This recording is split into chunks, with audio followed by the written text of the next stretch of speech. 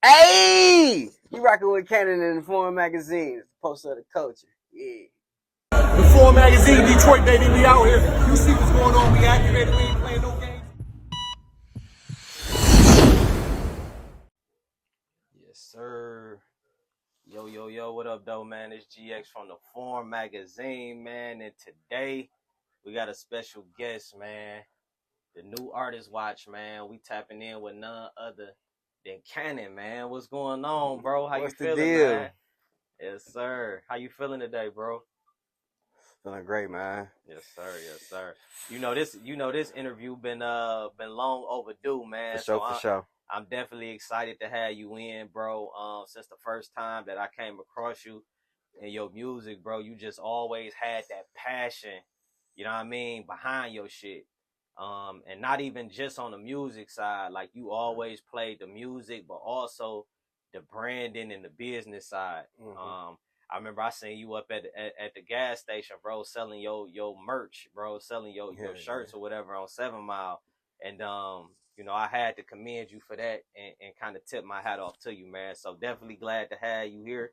Sit down with you, bro, man. What's been going on with you lately? What's been on the flow? Man, a lot shit from deals with different brands. I just started doing product reviews for other companies. My PR company got me reaching out doing a whole lot of different shit. So Yes, sir. Look at him though, but like the fact that you even talking like that though, my PR company, yeah. you know what I mean? You feel me? That's a testament to where you at, man. It like what gave you that business mindset as an artist? You know, it's a lot of people that's an artist, but they don't really do good with the business side of it. How did you think like that? What made you put that business hat on and realize the importance of that? Um, really, when the game changed, because the game always changing, and I started doing the calculations for the numbers and shit. This new stream setup is some bullshit. I ain't gonna lie. It's like 1 million streams on Spotify. Was that $1,000? Somewhere between $1,000 and $4,000. Some shit. Really ain't shit for real. Yeah. So it's like, as an artist that's trying to grow and come up, you could chase those streams, but the same way you chasing these things, like, yo, go listen to my shit, go listen to my shit. You could be like, yo, go download my shit from iTunes and make that dollar. Got you. The game just changed. It's just digital now. You feel me? Yes, sir. Yes, sir. So if we can, bro, before we even go deep into the music side, bro, we want to go back to the origins, go back to the beginnings, man. If you can, tell the people where you from, man, and how was it like being raised in the, you know what I mean, the area that you was raised in. Detroit, West Side, 7 Mile, ABP, second block off 8 Mile. I ain't gonna say it was too rough. It was the hood, you know what I'm saying? Almost every hood in the city the same. It was lit though, I ain't gonna lie. Just, it made me tough in a way. Like, from fights to actually getting off the porch, jumping in the streets and shit. Yeah, for sure. Doing, street shit, whatever. When you say AB, what you say? ABP, Asbury Park. Oh, okay, yeah, Asbury Park. Okay, yes, sir. So you say it was regular. You say it was damn near the typical. Like, what was your household like? Did you have mom and pops? Yeah. How was it? My pops died when I was 3, so I had my mom's, but I spent a lot of time with my auntie and my cousins. Got you. So yeah, my cousins was like, it was real close. They was really like my brothers and sisters. For sure. Did you like, in terms of the music, bro? Did you find your passion for music at that age? Like you know what I mean, around those times, or did that come later? Nah, it was real early. Been surrounded by music my whole life. My auntie was a techno house DJ. She was on the air too with Gerald McBride, all that shit. So I've been surrounded by music my whole life. So yeah, Big strong influence. They ain't had you in the crib performing in front of everybody. Nah. You know, on the Christmas, when Christmas come around and some shit. You never do your dance? Yeah. No, that wasn't me. But it's funny though, man, because like when you hit the stage and you perform, bro, you got so much energy. You get what I'm saying? And it's like that's what people know you for. It's like when Cannon perform, or if you know that he in a room or in a building, bro, you gonna get that energy. Where would you attribute that to? That's literally just me. Like, as fucked up as it may sound, it's probably like some ADHD shit. Like, can't keep my mind on one thing, just bouncing around all the time. For sure. And that's just my energy. And you think that's a part of your success too? Because some things that we might feel like, damn, this might be a quote unquote flaw or something like that, the shit end up working out for you, for people. You know what I mean? So would you say that having that type of mentality actually help you? For sure. For sure. Wait, what was like your first record that you recorded? Like, if you could remember, like, what was like how old was you when you recorded your first song? It was some shit I did. I was 12. The first time I actually like recorded. I had a little program on my computer, the Sony Acid, some bullshit. But a song called Get Money, nigga. I made the beat and everything.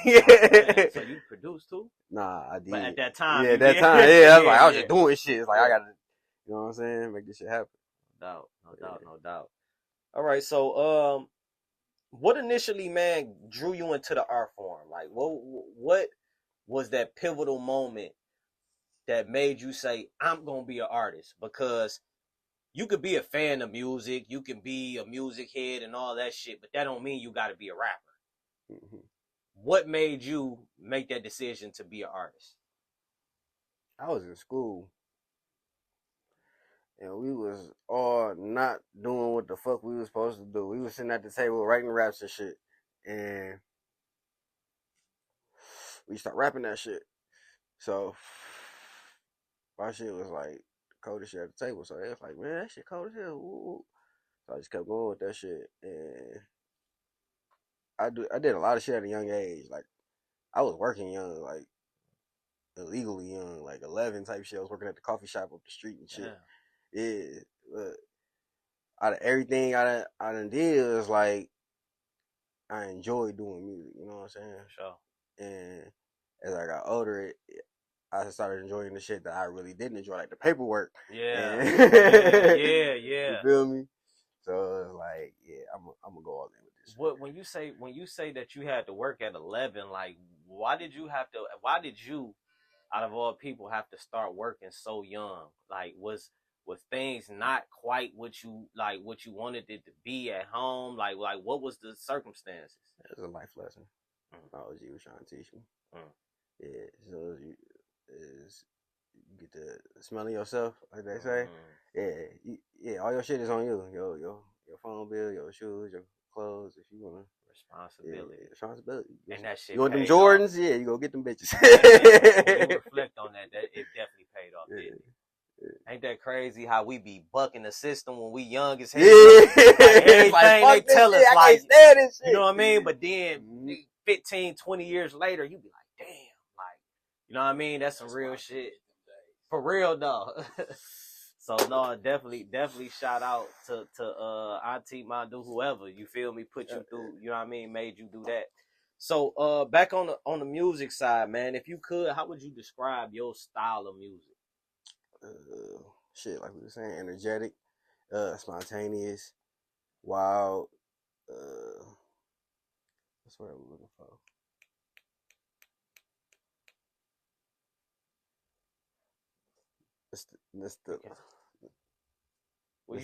It start with an N? Nostalgia? Yeah, that's what you was about to say. Nostalgialistic? Yeah. Yeah, nostalgialistic, yeah. Yeah, for sure. I'll take you back to some shit you ain't think about in a minute. No, for sure. And like, even before, you know what I mean? Before, you know what I mean, you came in and you know, and I also got your, is that an album or EP? I know it's like 5 songs on there. EP. Okay. So even going over the EP, bro, you know, like I told you earlier, my favorite song is what in my brother hand. Yeah, for sure. And you kind of gave me like even though I hate to compare any artist to another person, but the way you was on the beat and everything kind of gave me Sada vibes. You feel me? Like you was just full of energy and you was just kind of just floating through that motherfucker. You feel me? What's your, if you can talk a little bit about the project? I see you work with RJ Lamont on that project.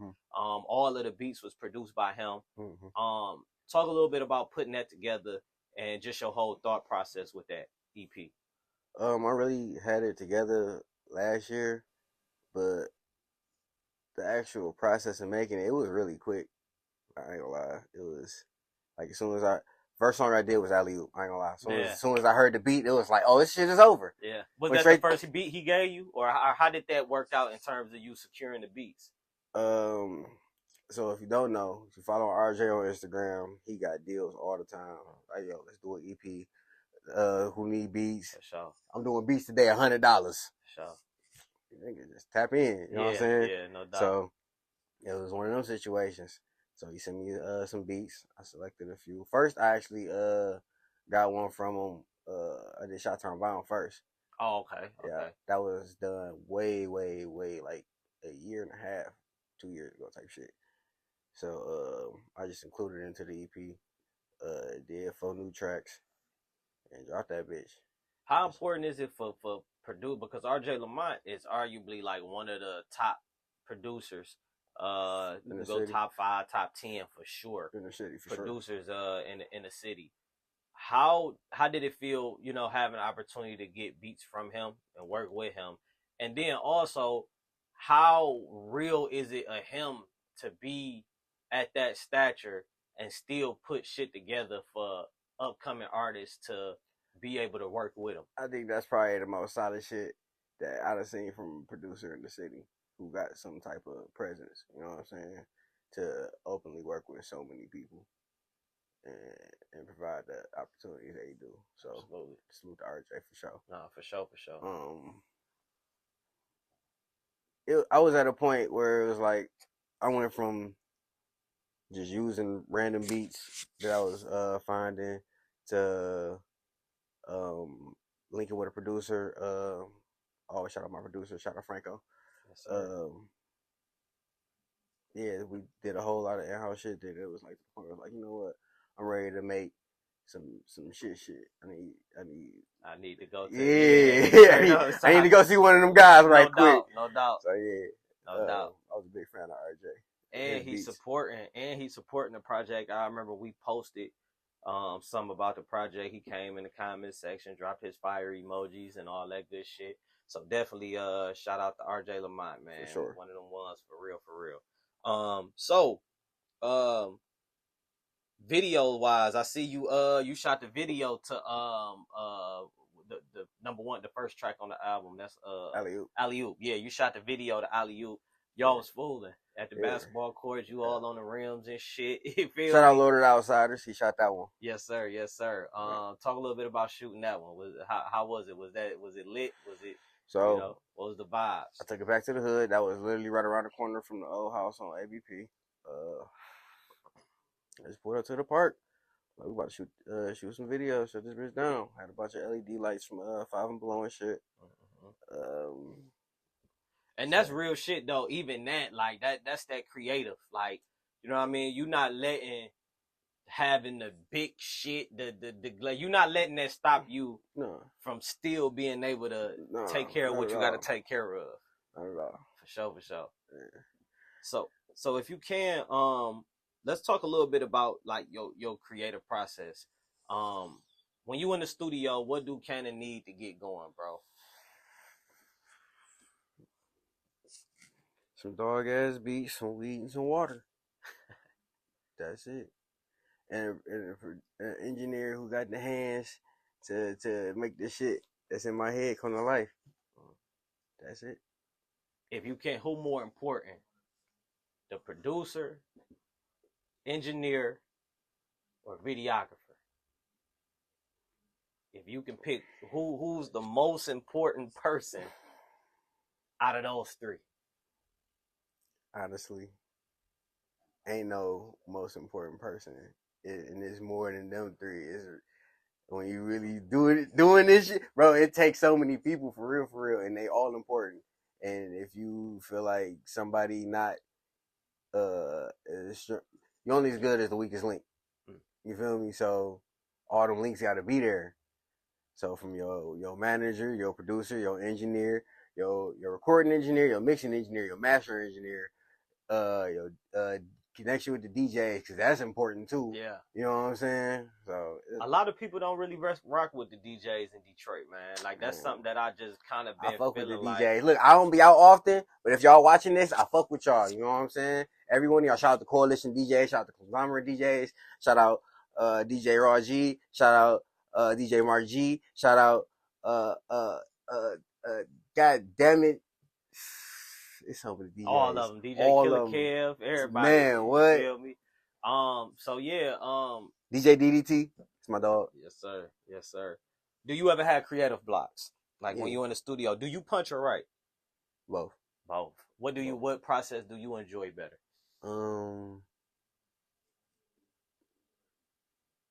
I enjoy punching more because it's more like off the top of the head, more spontaneous. Yeah.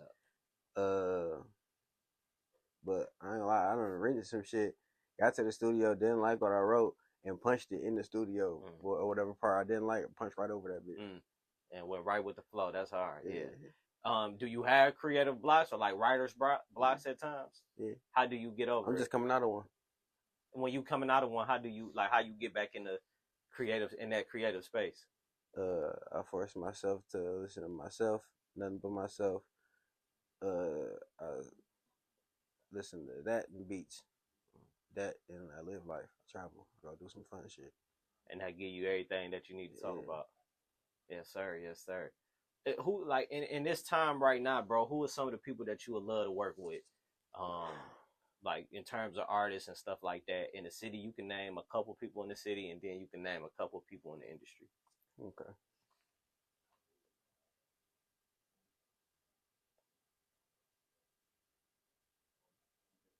I want to work with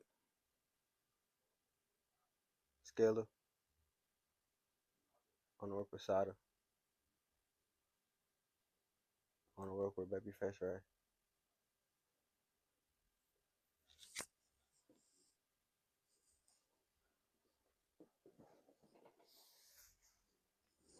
Would I sound crazy if I say I don't want a Drake record?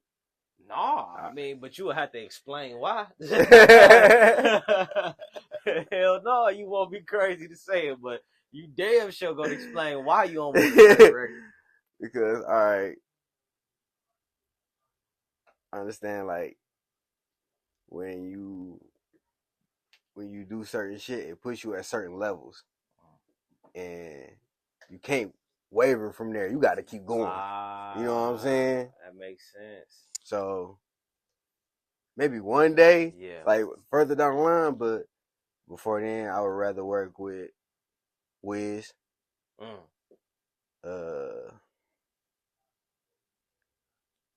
Sauce Walker. Sauce Walker go crazy. The fact that you even said Wiz and Sauce Walker kind of show how creative you get what I'm saying? Like them some creative individuals, bro, that they are trendsetters. You know what I mean? Really? They don't go with the flow. They do their own thing, bro. So like for you to say that's hard. That's hard, bro. That's hard. In terms of projects, bro, like upcoming projects and stuff that you working on, what's some of those, like what you working on right now that you feel like people, you know what I mean, should be, you know, anticipating? So I'm chilling right now, I ain't gonna lie. I got some videos I want to work on. I'm doing a video for every song on the EP for Megalodon. So and so far you done shot how many?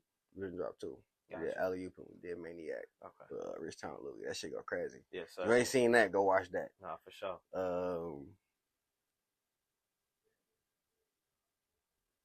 We got the video just dropped with Drummer Boy. Oh yeah, man. Yeah, talk a little bit about that opportunity. You went to Miami? Yeah. So you was out in Miami with Drummer Boy, bro. Yeah. One of a legendary producer. Yeah. It was his birthday weekend.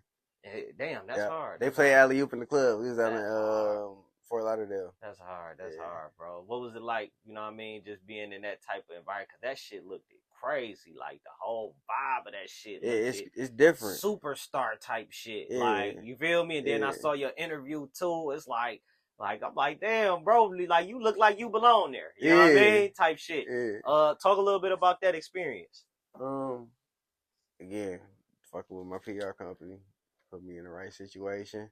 Cost a little pay, but shit, you know what I'm saying? It's a good opportunity. Yeah. For sure. Tapped in with Drummer Boy. I met a lot of good people out there. I ain't gonna lie. For sure. Yeah, I met the head of 1501. I met a few people.